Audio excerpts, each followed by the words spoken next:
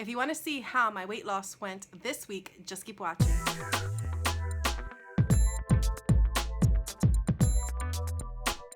Hi everybody, this is Michelle from First Time Mom and Losing It. If you're new to my channel, I post videos on my weight loss journey on the ketogenic diet. I also post grocery hauls, what I eat in a day, and sometimes recipe videos. For those of you already subscribed, welcome back. So this is my weight loss update for January 27th through February 3rd. So on January 27th, I weighed in at 215.4 pounds, and that was a weight gain of 4.8 pounds from the last week. So that was a pretty upsetting weigh-in, but I had a better weigh-in this week. This week on Monday, February 3rd, I weighed in at 213.8 pounds.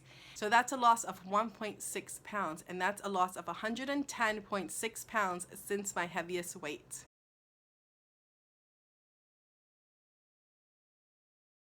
And I think I can attribute that to me tracking my macros. So like I said in my past weight loss update video, and I will link it up above and down below, I wanted to track because I felt like since I didn't track for a long time that I was maybe eating too many calories or maybe just not eating correct macros. Maybe I was eating too much carbs or too much protein. So I wanted to track to see what was going on. So I was gonna track Monday, and then I was like, no, I'll track Tuesday, and then I was like, no, I'll track Wednesday, and then Thursday, and then Friday came. So on Friday I decided to weigh myself, and when I weighed myself, I had another weight gain of 1.8 pounds. So I got up to 217.2 pounds. So I'm like, that's it, I have to track. I'm not eating the right foods, and something's going on because I just kept gaining weight. So on Friday I plugged into MyFitnessPal what I was going to eat Friday, Saturday, and Sunday, and I stuck to that plan. When I plugged everything into MyFitnessPal, I made sure that the macros were correct. I wanted at least 70% fat, 25% protein, and 5% carbs. I wanted to get as close to that as possible. It was really trial and error with MyFitnessPal. Once you put in the food, you can look at the macros, you can see where you needed to be, like if you needed more fat or if you needed more protein or you needed less carbs. So what I did on Friday, actually I had 6% carbs, but then on Saturday I ate 3% carbs, so it kind of balanced out.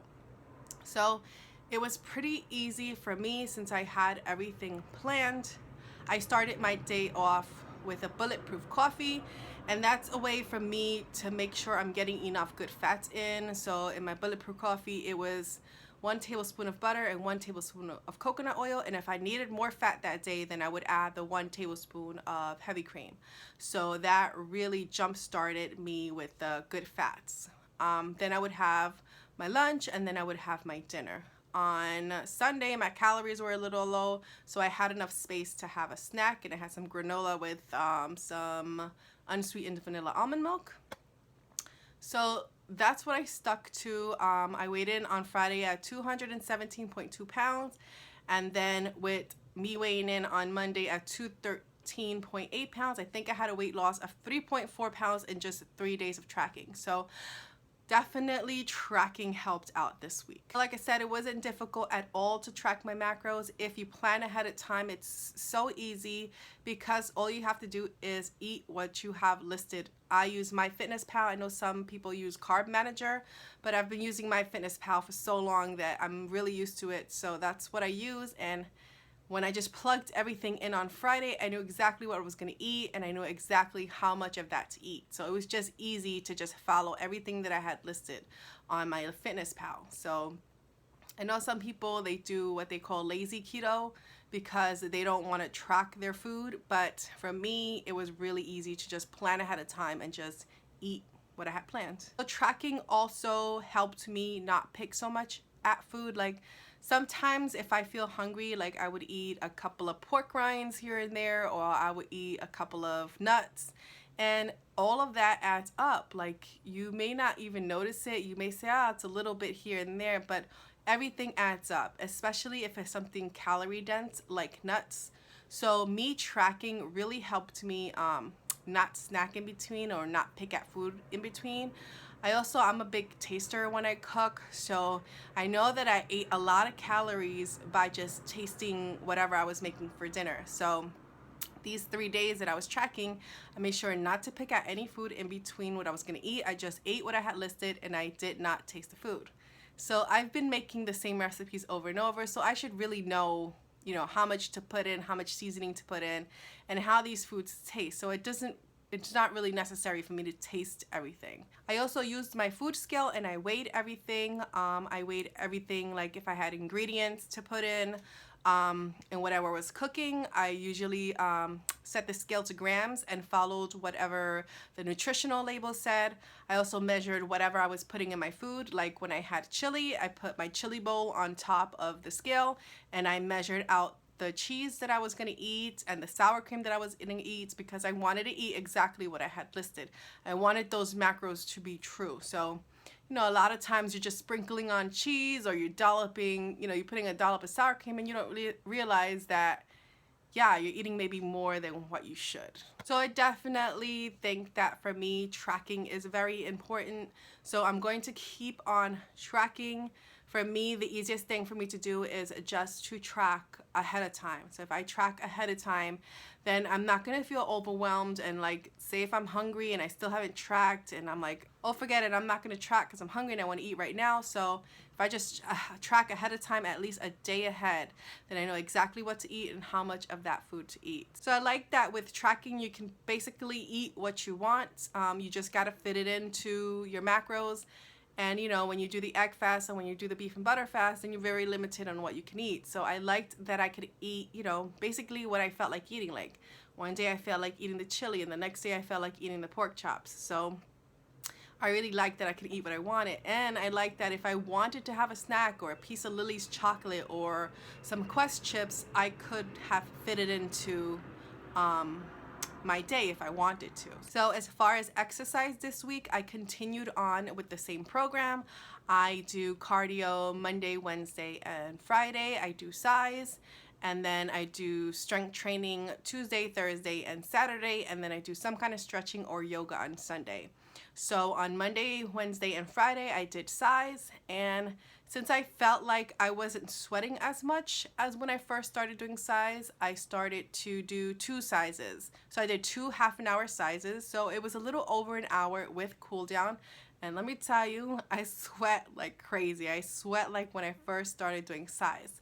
So I guess, my body's getting smaller, it's getting more fit, it's getting used to the workout, so I have to work a little harder if I want to sweat the way I did when I first began. So it wasn't, it was fun for me. I love doing size, so me doing size for an hour was fine by me. Now the strength training this week was so hard. I had to do Chalene Extreme's lean circuit 1, 2, and 3 this week. This is the first time I'm doing the lean circuit. So she has 3 circuits in this program, and you're supposed to stay with each circuit for 1 month. So I'm doing my 3rd month of Chalene Extreme, and we're up to the last circuit.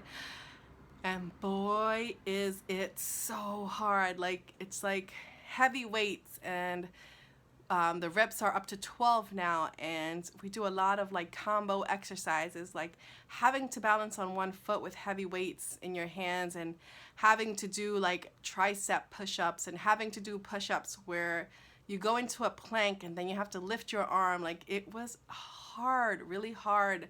We did chest flies with 12.5-pound weights and shoulder presses with 12.5-pound weights. And then we had to do one where we had to be on our knees, and we had the 12.5-pound weights, and we had to do a shoulder press and then an ab crunch, and it was difficult. But I pushed myself, and I'm like so happy and proud that my body can do all of that. Like 324-pound me would never believe what I'm doing right now, what this body is doing. Like, it makes me proud. Like, I started exercising in September, and I feel so fit now. Like, I can't believe that I'm doing push-ups and I'm lifting 12.5-pound weights. And now, with Chalene Extreme, you have to have 3 size weights. So I use 7.5, 10, and 12.5. And I feel like I'm gonna move up soon because the 7.5 is getting a little easy for me. So it's like, it feels good to be that strong and that fit. I'm super, super, super sore whenever I do the lean circuit from Chalene Extreme, and it hurts the next day, but it feels good because I know that my body is challenging itself.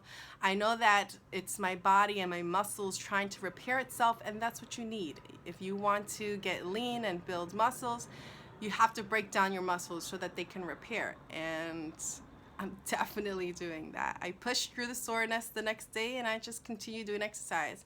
It feels good to have a perfect exercise week. I like exercising. I like, doing some kind of physical activity.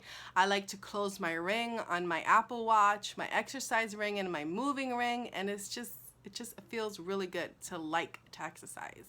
Like I always say, you have to find something that you like.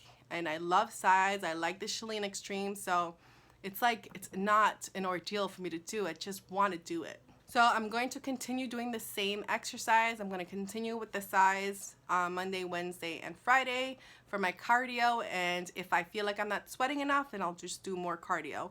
And then Tuesday, Thursday, and Saturday, I'll be doing Chalene Extreme, staying with the lean circuit. And then on Sundays, I'm going to do Chalene Extreme's dynamic yoga flow. So I definitely, like I said before, I'm going to track. I say it a lot of times, like I know when you start keto, and a lot of people feel this way, if you're doing keto, then you don't need to count calories. And I feel like that is true in the beginning. Like in the beginning of your journey, you're starting to get used to eating and you have to, go into a new lifestyle slowly. So you really don't have to track in. Of course, you're going to be bigger and you're going to lose a lot of water weight and all that. So you're going to lose a lot of weight in the beginning when you do keto. So you're like, okay, I don't have to track, how many calories. But I feel like, well, at least in my experience, because I experienced this in October and I experienced this in January, that if you're on the keto diet for a long time and you get a lot smaller, then eventually your weight loss is either going to stop, it's going to stall, or you're going to start losing just a tiny bit, like a point something of a pound, if you don't track your calories. This is what I experienced for myself. Like, don't come at me if you've been on the weight loss journey and you lost a lot of weight and you lost it without tracking. I'm just saying from my experience, and I just want to say it in case this is happening to anybody else. If you feel like you're not losing weight, or you have a stall, or you're gaining weight like I did in October and I did in January, even though you're doing the right thing, then you should track what you're eating and see. Maybe you're eating more calories than you should. Maybe you're eating more protein than you should, or more carbs than you should. So that is definitely something first that you can do when something is going on where you're not losing weight. So for me, I feel like I have to track. Like, I've been on this weight loss journey since July. I've lost 110.6 pounds since my heaviest weight, and I know my body is fighting me back on wanting to lose more. That's why you see so many people that they're so close to their goal weight and they can't get there because it's hard. Like, your body doesn't want to be that weight, and you have to push hard and you got to push through it. And that's what I do, and that's what I'm going to do. I'm going to track and I'm going to keep doing the exercise that I'm doing right now. So I'm pretty pleased with that weigh-in. It was so tough to see that weight gain last week, but I knew that by tracking and continuing on with keto and continuing on with my exercise, I knew I was going to lose some of that weight. Now, I'm not quite there. That I didn't quite lose the 4.8 pounds that I gained, but I know I'm gonna get there. So if you're on a weight loss journey, please comment down below how you did this week. If you like videos like these, please give it a thumbs up. And if you haven't already subscribed, please subscribe to my channel, and I'll see you in the next video. Bye.